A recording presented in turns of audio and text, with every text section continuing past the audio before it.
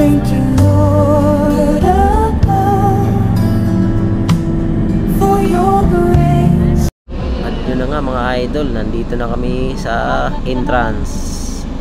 Nakarating din kami dito sa Batangas kay Monte Maria. Sa inahaba-haba ng aming paglalakbay, nakarating din ng ligtas. At syempre magbabayad tayo ng parking fee. At tatanungin natin si ate kung saan ang daan. Diyan daw, papunta sa taas, sa kanan.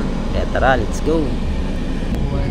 At dito syempre tatanungin kayo ng guard kung saan kayo pupunta. At titingnan ang ticket. Tatanungin nyo kung pwede umakyat sa taas. Pwede naman daw, kaya tara, let's go. At yun na nga mga idol, nandito na nga sa taas. Nandito na kami sa paanan ni Mama Mary kay Monte Maria. Iyon, napakaganda ng view. Buti hindi umulan. Dito sa bandang kanan ko yan, meron din mga ano dyan, picture. Doon sa dulo may last supper doon, ang laki. At dito papasok kayo dyan, sigurado may entrance yan. Iyon, may bantay dyan, yung nakapayong. At si mamang guard naiinitan na. At siyempre lalapit tayo dito sa paanan ni Mama Mary. Meron din dito mga bulaklak dyan sa may paanan niya, sa malapit kay Mama Mary. Ayan siya oh. Maraming tao talaga dyan nagpapapicture. Maganda ang view dyan. Kaya tingnan natin paikot. Yan, napakataas talaga nito oh. Mamaya akit tayo dyan sa taas. Sigurado may bayad dyan. Ayun.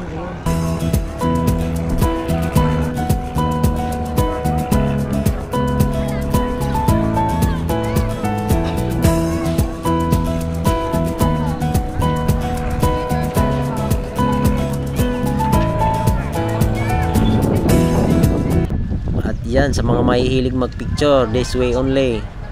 Yan, may mga bulaklak, may heart pa dyan, may itlog na nakatusok. Yan, bulaklak na yan, may mga ilaw-ilaw yan. Sigurado sa gabi maliwanag yan. At tingnan natin ang view pababa. Yun, at may santo pa rin doon. Maganda doon magpa-picture.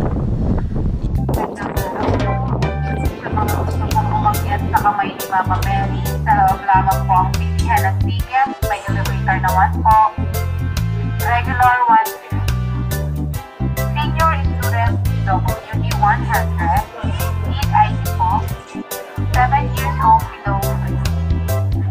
Siyempre mga idol, dito naman tayo sa gilid ng dagat. Titingnan natin ang karagatan.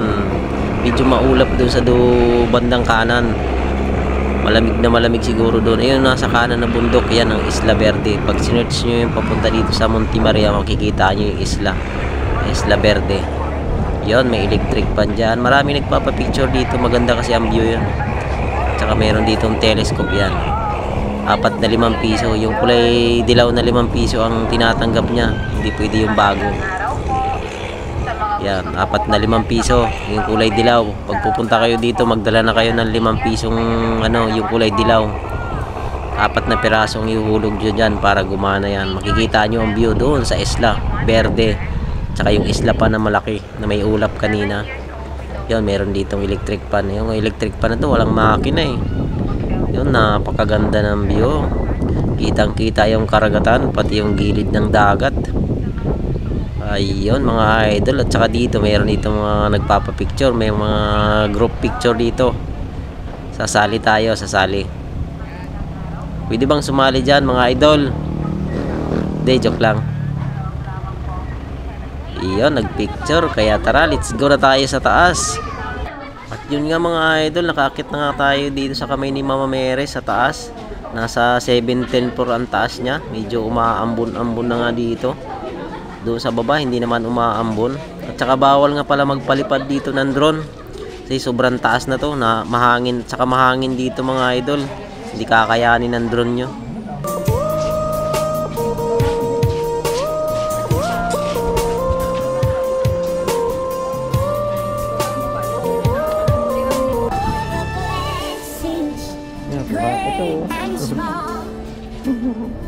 For the times you heard my call, in a moment, joy and pain.